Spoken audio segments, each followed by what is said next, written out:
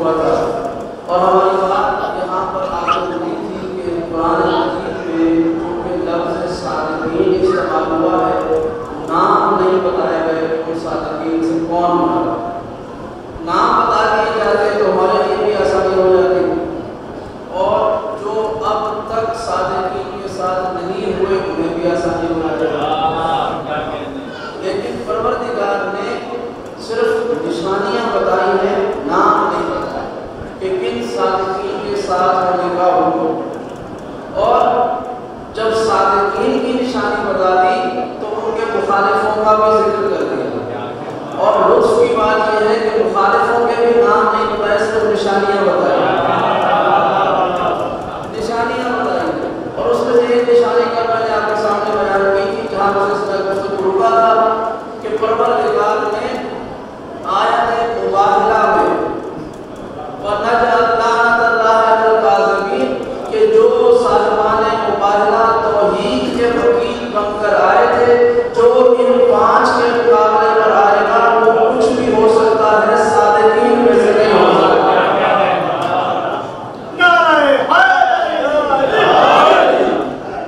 اور اس کا اطلاق دیکھیے، ایک مباہلے کا واقعہ ہے، مباہلہ ہونا تھا، عیسائیوں نے اسے پہلے ہتھیار ڈال دیے، کہا کہ مباہلہ نہیں کریں گے، انہوں نے پیسے ادا کر دیے، فدیہ دے دیا، جزیہ دے دیا، اور مباہلہ نہیں ہوا۔ ایک واقعہ ہے، لیکن کبھی سوچے کہ آخر کیا وجہ ہے کہ پروردگار نے ایک واقعے کا ذکر کیا کہ جو پوری طرح سے برباد نہیں ہوا۔ تفصیل تو بتا دی کہ واقعے کی شرط کیا تھی، کس نے آنا تھا، کس کو لے کے آنا تھا، لیکن واقعہ برپا نہیں ہوا، پھر بھی قرآن مجید میں ذکر کر دیا۔ اس کا مطلب یہ ہے کہ یہ واقعہ اور اس کی شرطیں صرف اس ایک مخصوص وقت کے لیے نہیں تھی، بلکہ قیامت تک آنے والے ہر زمانے کے لیے تھی، کہ یاد رکھو میری طرف سے مباہلے کے میدان میں کون آ رہا ہے اور کس کو لے کے آ رہا ہے۔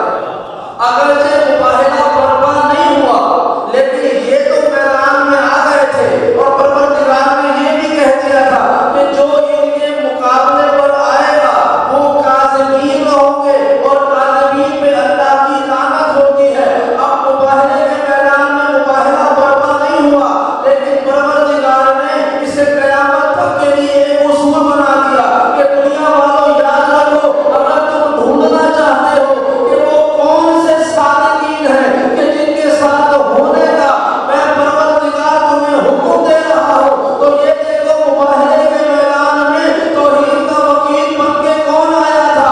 بھئی پورے مدینے کے سارے کلمہ گوئیوں میں سے ہمیں یہ 5 لوگ نظر آئے، سرور عالم نظر آئے، علی مرتضیٰ نظر آئے، سیدہ نظر آئی، حسن و حسین نظر آئے۔ یعنی قیامت تک کے لیے اللہ نے قرآن مجید میں یہ فیصلہ کر دیا کہ اگر ڈھونڈنا چاہو کہ صادقین کون ہے اور کاذبین کون ہے، تو صادقین تو یہ محمد اور اس کے اہل بیت ہیں۔ اب قیامت تک محمد سے لے کر حسین تک ان کے مقابلے میں کوئی بھی آ جائے، اللہ کی لعنت کا حقدار کاذبین کر لو۔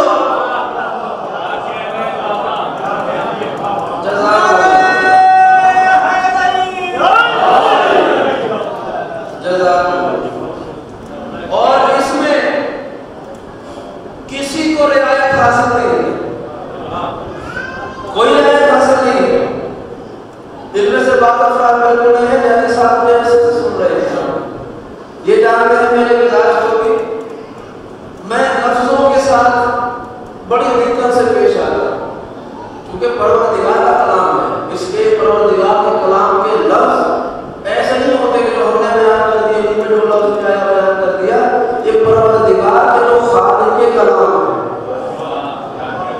تو یہ اس کے لفظ ہے، تو لفظوں کے ساتھ بڑی احتیاط کی ضرورت ہے۔ پروردگار نے یہاں پر کوئی رعایت نہیں دی کہ جو ان کے مقابلے پر آئے گا وہ کاذب ہوگا سوائے اس کے، یہ سوائے کا لفظ نہیں ہے، سوائے کا لفظ نہیں ہے کہ اگر کوئی کہے کہ یہ فلاں کا بیٹا یا فلاں کی بیٹی، کوئی کسی کے لیے رعایت نہیں ہے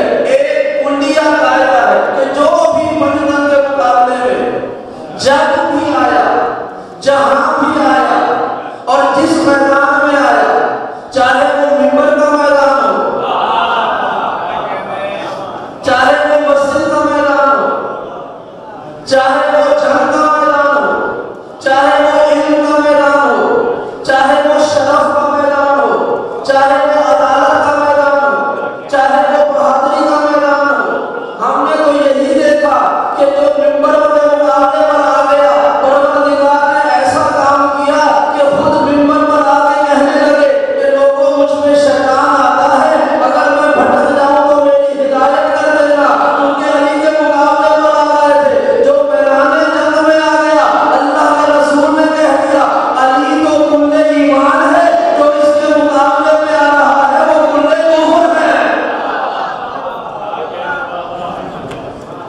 جزاک اللہ۔ اب یہ بڑھیا قاعدہ ہمارے سامنے، میں اس کو ایک جملے میں سمیٹ کے آگے بڑھتا ہوں۔ یہ قاعدہ دنیا بلا استثناء آدم کے ہر بیٹے اور آدم کی ہر بیٹی کے لیے ہے۔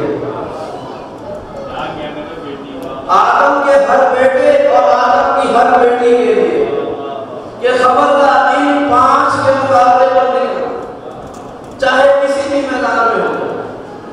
اور اس آیت میں لفظ ہے یا ایھا الذین آمنوا اتقوا اللہ، اے ایمان لانے والو اللہ کا تقوی اختیار کرو۔ تقوی کسے کہتے ہیں؟ تقوی کا عام طور پر ترجمہ کیا جاتا ہے اللہ سے ڈرو۔ حالانکہ تقوی کا مطلب ڈرنا نہیں ہے، ویسے تو خشیت کہتے ہیں ڈرنے کو کہ اللہ کی خشیت اختیار کرو، اللہ سے ڈرو، لیکن تقوی کا مطلب اللہ کی اطاعت اور فرمانبرداری، کہ جو اللہ نے حکم دیا ہے اس کو انجام دینا ہے، یہی ہے تقوی۔ یہ تقوی ہے۔ اب کوئی میدان جنگ سے کہے کہ میں جا رہا ہوں کیونکہ میں بہت متقی ہوں، جبکہ اللہ کہے کہ میدان جنگ میں رہنا ہے، تو وہاں پر میدان میں رہنا تقوی ہے۔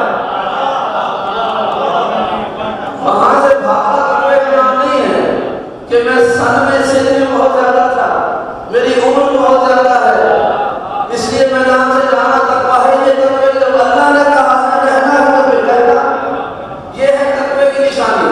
اب ہمیں کیسے معلوم ہوگا کہ پروردگار کی اطاعت کیسے کرنی ہے؟ پھر خود قرآن مجید نے کہہ دیا ما آتاکم الرسول فخذوہ وما نہاکم عنہ فانتہوا۔ اے دنیا والو، اگر تم چاہتے ہو کہ اللہ کا تقوی اختیار کرو تو پھر جو تمہیں رسول دے رہا ہے اسے لے لو، جس سے منع کر رہا ہے اسے منع ہو جاؤ۔ تو یہ ہے اللہ کا تقوی، جو رسول تمہیں دے رہا ہے وہ لے لو، وما نہاکم عنہ فانتہوا، اور جس سے منع کر رہا ہے اسے منع ہو جاؤ۔ یہ جو آیت ہے کل میں نے اشارہ کر کہا تھا یا ایھا الذین آمنوا، 89 آیتیں قرآن مجید میں ایسی ہیں جس میں پروردگار نے اس انہی الفاظ کو انتخاب کیا ہے، مومنین سے گفتگو کی ہے اور پر لطف بات کی ہے۔ یہ ذہن میں رہے ما آتاکم الرسول فخذوہ وما نہاکم عنہ فانتہوا۔ اب جو سب سے پہلی آیت قرآن مجید میں یا ایھا الذین آمنوا کے ساتھ شروع ہوتی ہے، بڑی عجیب آیت ہے۔ پروردگار کہہ رہا ہے یا ایھا الذین آمنوا لا تقولوا راعنا وقولوا انظرنا واسمعوا۔ اے ایمان لانے والو، خبردار رسول کے ساتھ بیٹھ کر راعنا نہ کہو، بلکہ کہو انظرنا واسمعوا، اور اسے غور سے سنو۔ وللکافرین عذاب علیم، اور کافروں کے لیے بڑا سخت عذاب ہے۔ بڑے حیران کی بات ہے کہ پروردگار نے یہ کیسی بات کی ہے کہ اے ایمان لانے والو، رائنا نہ کہو،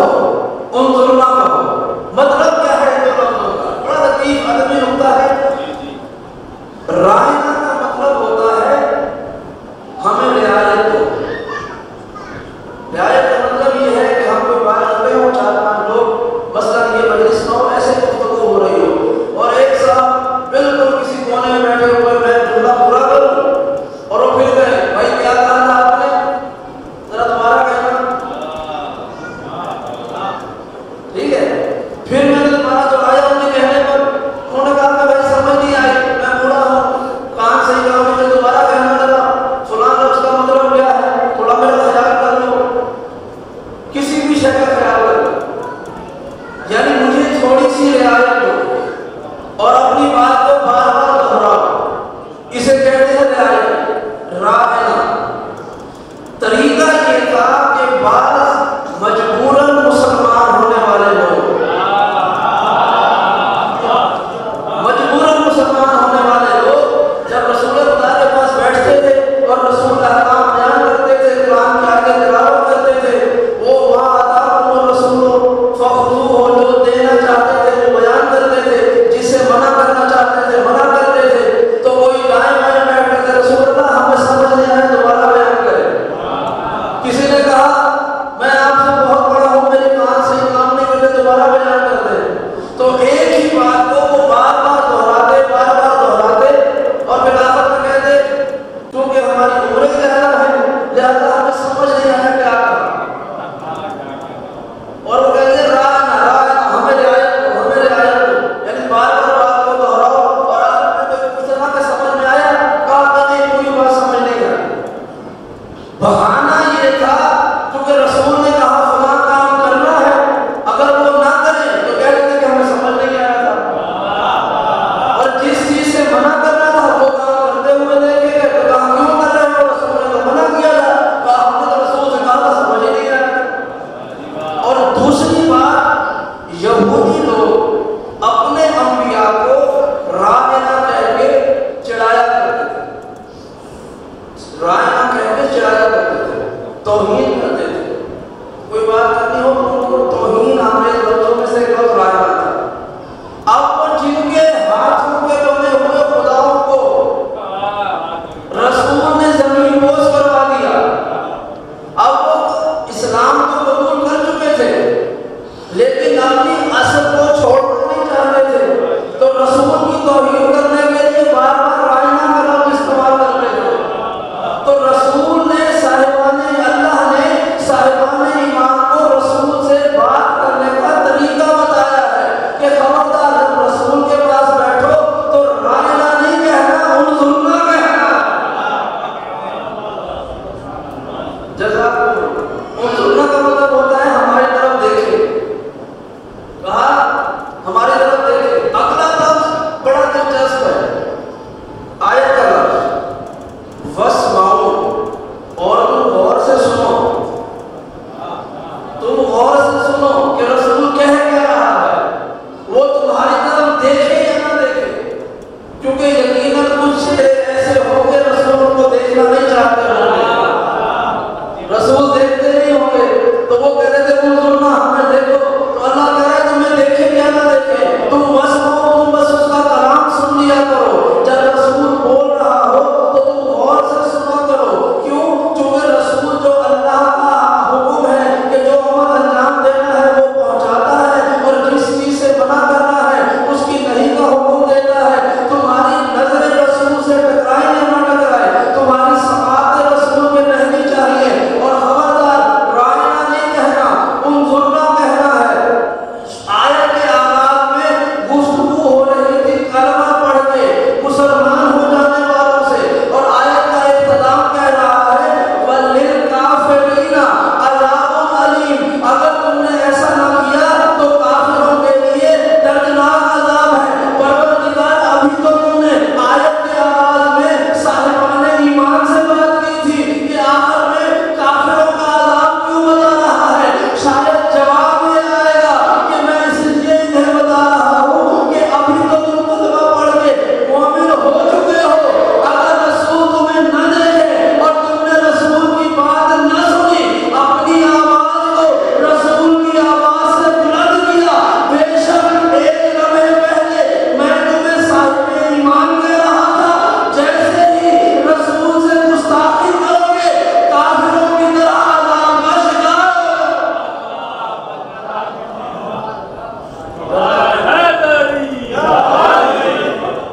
جزاک۔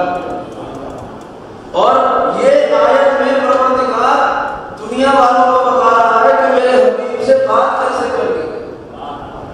اچھا یہ بات کا لفظ آ گیا تو ایک اور جملہ میں سن لیجیے، بہر الحسین قرآن مجید کو آپ کھولیں نا، الحمد کی بسم اللہ سے لے کے والناس کی سین تک، اس کو کھولتے جائیں بالکل درمیان میں، بالکل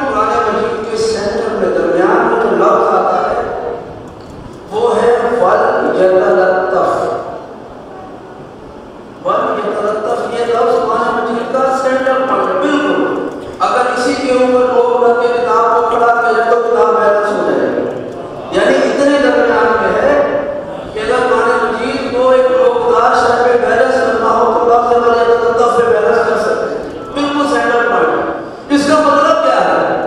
ولیتطف کا مطلب ہے کہ لوگوں سے آرام سے بات کیا کرو. توجہ کے ساتھ کہ لوگوں سے نرمی سے بات کیا کرو، لوگوں سے آرام سے بات کیا کرو. مولا کائنات نے فرمایا اے دنیا والوں تکلموا فاتقوا، تم بات کرو تاکہ پہچانے جائے. پھر فرمایا مولا کائنات سے منسوب قول ہے کہ لوگ یا انسان اپنی زبان کے نیچے چھپا ہوا ہوتا ہے، وہ جب تک خاموش ہے کسی کو نہیں پتا یہ کیا ہے. جیسے ہی بولے گا معلوم ہو جائے گا کہ یہ کون ہے اور کیا ہے. کہ انسان اپنی زبان میں چھپا ہوا ہوتا ہے. اور پھر فرمایا کہ اس لیے کلام کرو تاکہ پہچانے جاؤ. پروردگار نے ہمیں یہ کہا کہ لوگوں سے نرمی سے بات کرو، توجہ کے ساتھ کہ نرمی سے بات کرو. اور مولا نے فرمایا کہ جب تم کلام کرتے ہو تو تمہاری پہچان ہوتی ہے. تم کلام کرو تاکہ پہچانے جاؤ. کیوں؟ اس لیے کہ انسان اپنی زبان کے لیے چھپا ہوا ہوتا ہے. جب انسان بولے گا اس کی پہچان ہو جائے گی. جب انسان بولے گا اس کی پہچان ہو جائے گی. آئیے محمد مصطفیٰ کا کلام سنتے ہیں. محمد مصطفیٰ نے مدینے کی مکے کی گلیوں میں کھڑے ہو کر قریش کے سامنے اور مکے کے بت پرستوں کے سامنے جب گفتگو کی ہے تو آواز اس طرح سے کیا کہ دنیا والوں یاد رکھو اللہ وہ ہے کہ جو وحدہ لا شریک ہے. وہ کسی کو نظر نہیں آتا، وہ کسی کے حساب میں نہیں آ سکتا. جب مولا کائنات نے گفتگو شروع کی ہے نحن برابر اٹھا کر دیکھے کہ الحمدللہ الذی لا یبلغ مدحتہ قائلون، کہ اللہ وہ ہے کہ جو اس کی ثنا پر کوئی بات کرنے والا پہنچ نہیں سکتا. سیدہ زہرا جب مسجد میں حق لینے کے لیے گئی ہے تو انہوں نے اپنا تعارف بعد میں کروایا، اللہ کی حمد و ثنا پہلے کروائی کہ میں اس پروردگار کی دلیل ہوں کہ جو عالمین کا مالک ہے. حسن مجتبیٰ نے امیر شام کے دربار میں جا کر جب گفتگو کی ہے تو اپنا تعارف بعد میں کروایا، پروردگار کی حمد و ثنا پہلے کی ہے. سید الشہداء نے میدان کربلا میں جا کر جو خطبے ارشاد کیے اس میں اپنا تعارف بعد میں کروایا، پروردگار کی حمد و ثنا پہلے کی ہے. مولا کہہ رہے ہیں تم بولو تاکہ تمہاری پہچان ہو. یعنی فرق یہ ہے ہم میں اور آل محمد میں.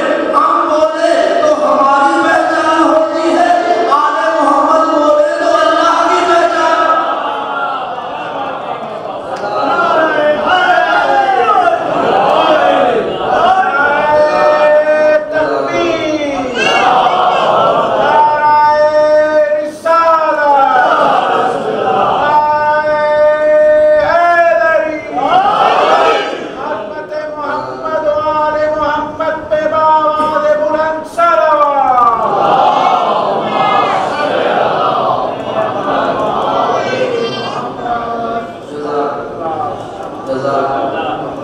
انسان جب گفتگو کرتا ہے تو اس کی پہچان ہوتی ہے. اور آل محمد وہ ہے کہ جب یہ گفتگو کرتے ہیں تو اللہ کی پہچان ہوتی ہے. یہ فرق ہے عام انسان میں اور آل محمد کے. کوئی بات نہیں، سلوات پڑھتے محمد.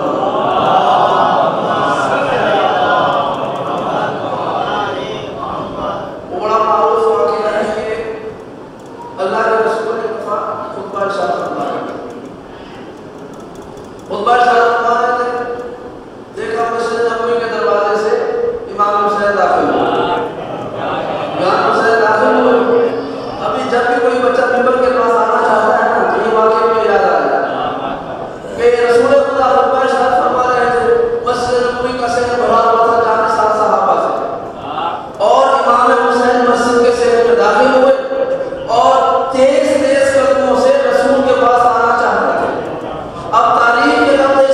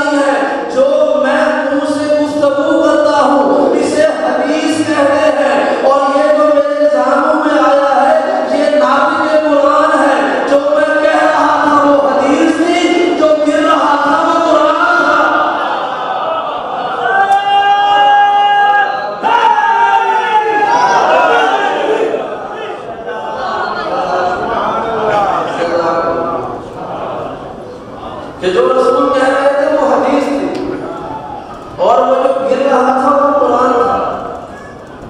اب دنیا کے سارے فرقوں سے پوچھ لیں قرآن افضل ہے یا حدیث افضل ہے؟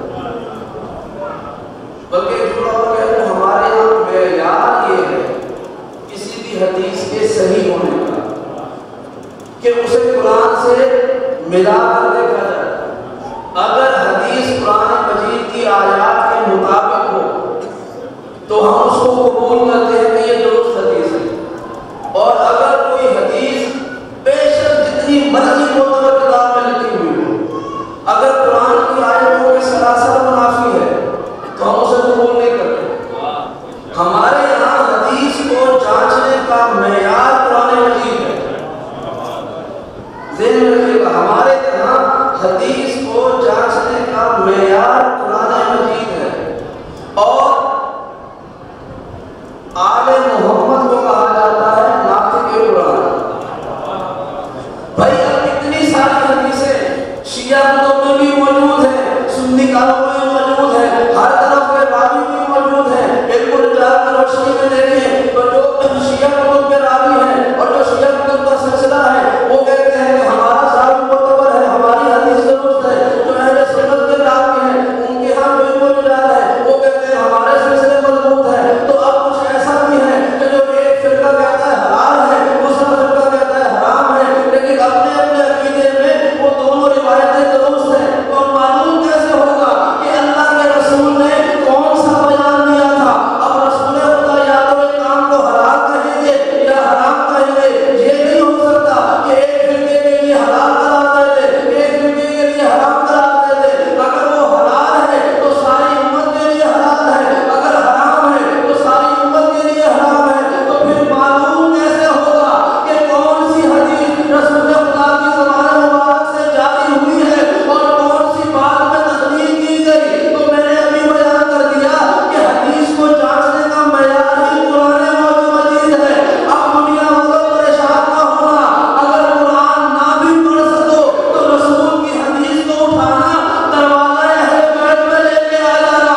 اگر رسول کی حدیث اہل بیت کی زندگی سے مل جائے تو سمجھنا یہ معتبر ہے، اور اگر رسول سے منسوب ہو، آل محمد سے نہ ملتی ہو، سمجھ لینا یہ شام کی بنائی ہوئی ہے، رسول اسلام کی نہیں ہوئی ہے۔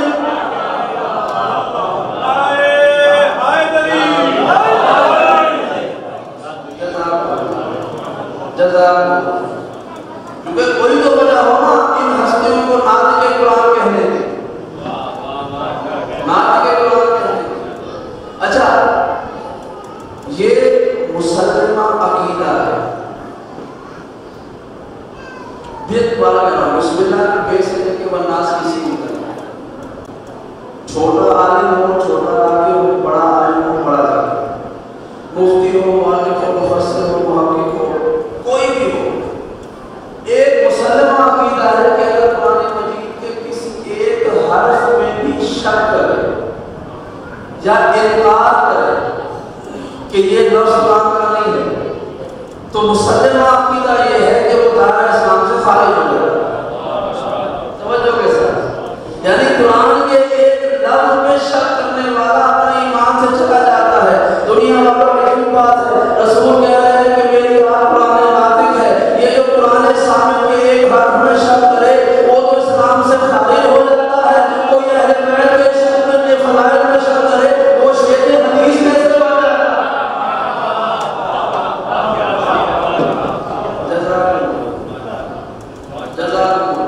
اور اللہ کے رسول نے فرمایا کہ مثل علی فی امتی کا مثل قرآن، کہ علی کی مثال میری امت میں قرآن کے جیسی ہے۔ پھر فرمایا مثل علی فی امتی کا مثل الکعبہ، علی کی مثال میری امت میں ایسے ہے جیسے کعبے کی مثال۔ پھر فرمایا کہ مثل علی فی امتی کا مثل سورۃ التوحید، کہ علی کی مثال ایسے ہے میری امت میں جیسے قرآن مجید میں سورۃ التوحید کی مثال ہے۔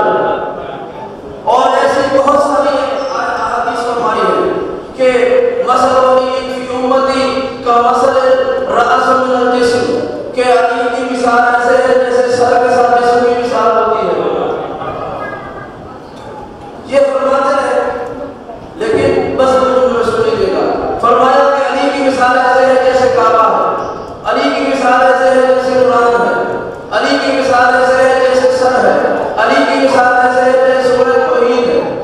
اب سارے شیعہ سنی علماء کے سب پر قرآن کی پوچھیں کہ اگر ایک شخص پوری رات بیٹھ کر ہاتھ میں تسبیح لے کر یا کعبہ یا کعبہ یا کعبہ کہتا رہے تو صبح تک اس کے نامہ اعمال میں کتنی نیکیاں آ جائیں گی؟ یا پوری رات بیٹھ کر یا قرآن یا قرآن یا قرآن کہتا رہے تو صبح تک کتنی نیکیوں کا حامل ہو جائے گا؟ کہا کچھ بھی نہیں ہوگا۔ لیکن اگر وہ پوری رات بیٹھ کر تسبیح ہاتھ میں لے کر یا علی یا علی یا علی کہتا رہے،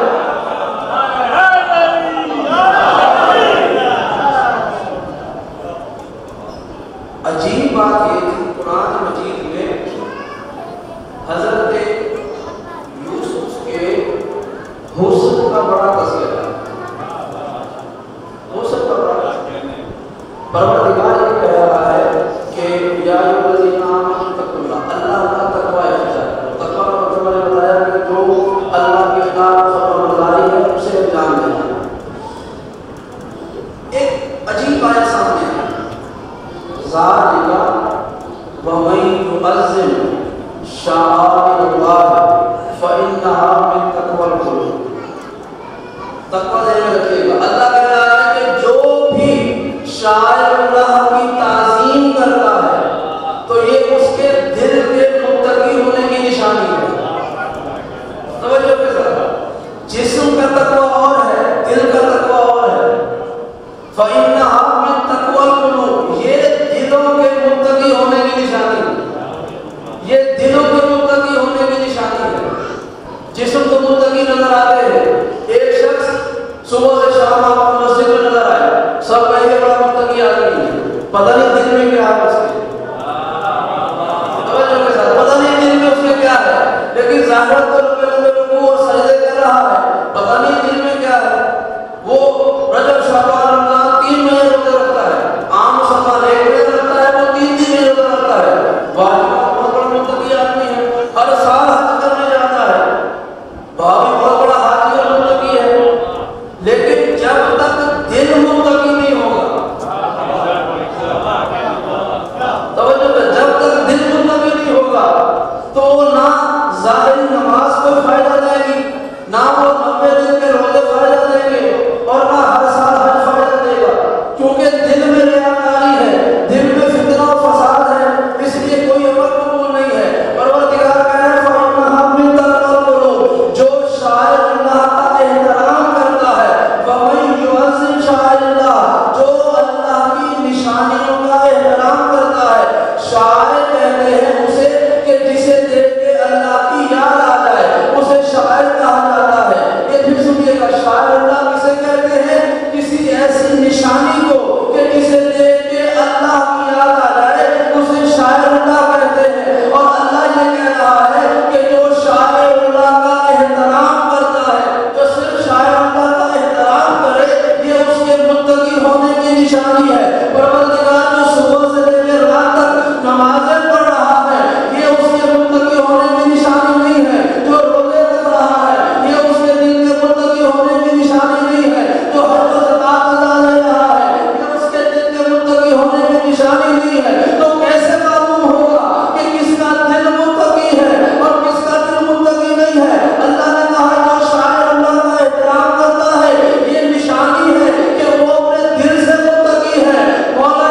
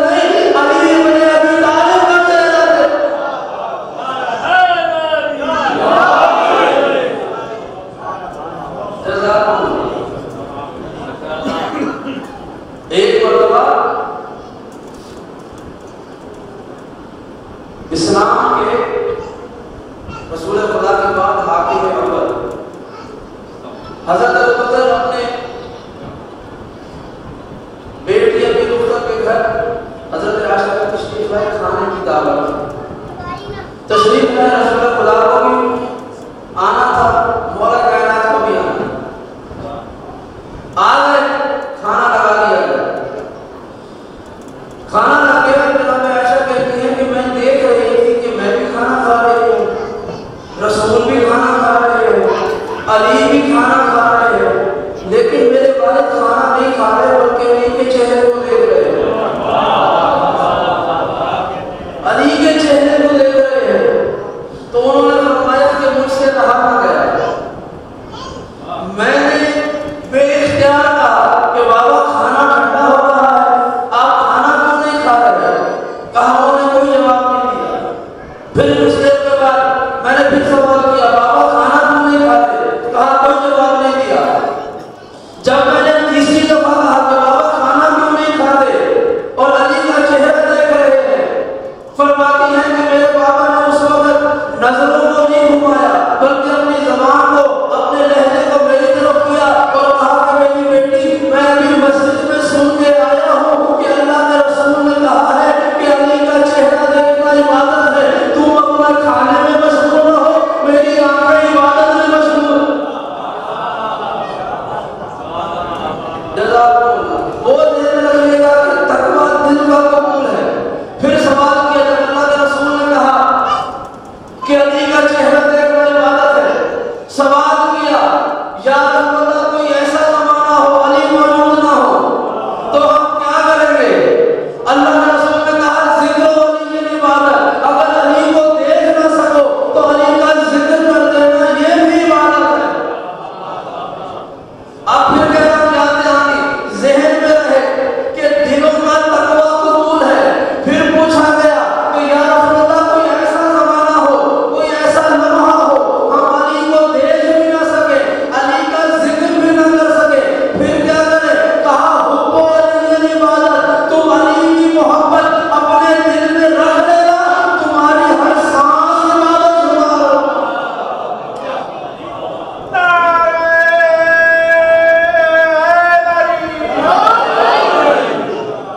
جزاک اللہ کہ تم علی کی محبت دل میں رکھ لینا۔ اب محبت ہے دل میں، اور رسول کہہ رہے ہیں کہ حب و علی عبادت، علی کی محبت بھی عبادت ہے۔ تو اب معلوم ہوا تقویٰ دل کیسے حاصل ہوگا؟ تقویٰ دل اسی کے حاصل ہوگا کہ جس کے دل میں علی کی محبت ہوگی، جو علی کی محبت دل میں رکھ کے اللہ کی جائے نماز پر جا کر اللہ کی نماز ادا کرے گا، نماز بھی اسی کی قبول ہے۔ جو علی کی محبت دل میں رکھ کے روزہ رکھے گا، روزہ بھی اسی کا قبول ہے۔ اور جو علی کی محبت دل میں رکھ کے حج کرنے جائے گا، حج بھی اسی کا قبول ہے۔ بلکہ خلاصہ کر دوں کہ جو علی کی محبت دل میں رکھ کے کلمہ توحید و نبوت بیان کرے گا، اسی کا عقیدہ توحید بھی قبول ہے، اسی کا عقیدہ رسالت بھی قبول ہے۔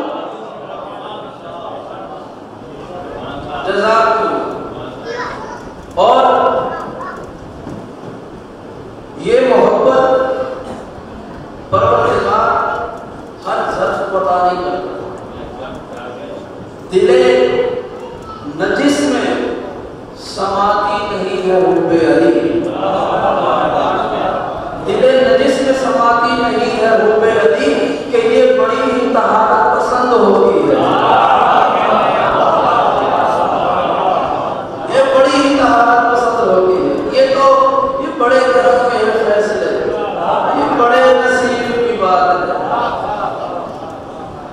کہ کس کے سر پہ علی کا ہاتھ آ جائے، کس کے ظرف کو اللہ اتنا پاکیزہ بنا دے۔ حدیث کے ساتھ وہ جملے سنے ہیں نا کہ جو آخر میں ہے اللہ کے رسول نے فرمایا شیعہ کا و محبی، یعنی آپ کے شیعہ اور آپ سے محبت رکھنے والے، یہ دو لفظ استعمال کیے ہیں کہ آپ کے شیعہ اور آپ سے محبت رکھنے والے۔ اب گفتگو چونکہ وقت اپنے اختتام پہ آ چکا ہے، زندگی نہیں تو کل اس جملے سے گفتگو آپ آگے بڑھاؤں گا۔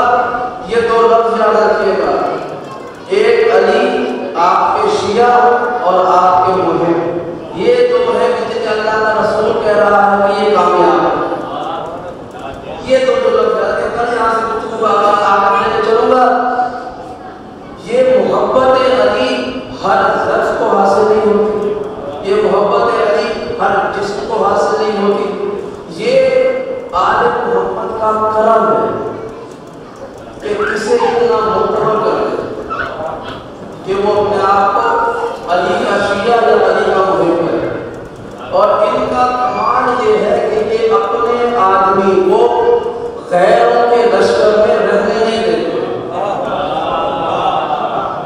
یہ اپنے آدمی کو غیروں کے یہاں نہیں رہنے دیتے، بلکہ حر بھی ہو تو اسے بھی اپنے پاس بلا لیتے ہیں۔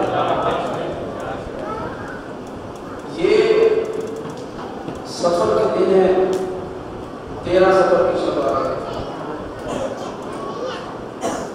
سارا مسئلہ ایمانداری کی جو بات ہے دعوت العشیرہ سے لے کر اس کے بعد جو پہلا پتھر محمد مصطفیٰ کو مارا گیا، اس کا سلسلہ ہمیں شام کے بازاروں تک نظر آیا۔ اعلان نبوت کے بعد جو پہلا پتھر مارا گیا تھا نا مصطفیٰ کو مکے میں، ان پتھر مارنے والوں کی اولادوں نے شام کے بازاروں تک سلسلہ روکا نہیں۔ کبھی پوچھیے گا، سوچیے گا کہ وہ شام والے جنہوں نے کبھی امام حسین کو دیکھا نہیں تھا، آل محمد کو دیکھا نہیں تھا، ان سے کیا دشمنی تھی ایسے کہ وہ نام پوچھ پوچھ کے پتھر مارتے تھے؟ کیوں ظلم کیا گیا شام میں اتنا؟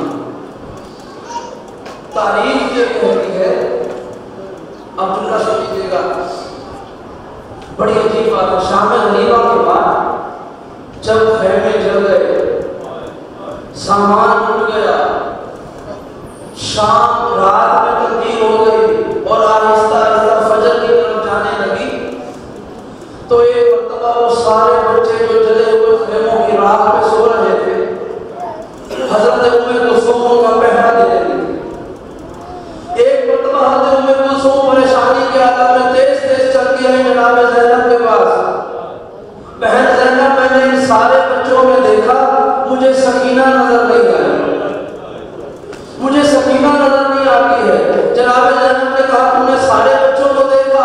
کہا ہاں بہن میں نے سارے بچوں میں دیکھ لیا، مجھے ان بچوں میں سکینہ نظر نہیں آتی۔ جناب زینب نے کہا بہن ام کلثوم اگر سکینہ یہاں پر نہیں ہے تو مجھے پتا ہے سکینہ کہاں ہوگی، یا وہ دریا کنارے اپنے چہرے پر تماچوں کے نشان دکھا لے، عباس کے لاشے پہ گئی ہوگی، یا مقتل کا اپنے بابا کا سینہ ڈھونڈ رہی ہوگی۔ جناب زینب وقت میں آتی ہے، لا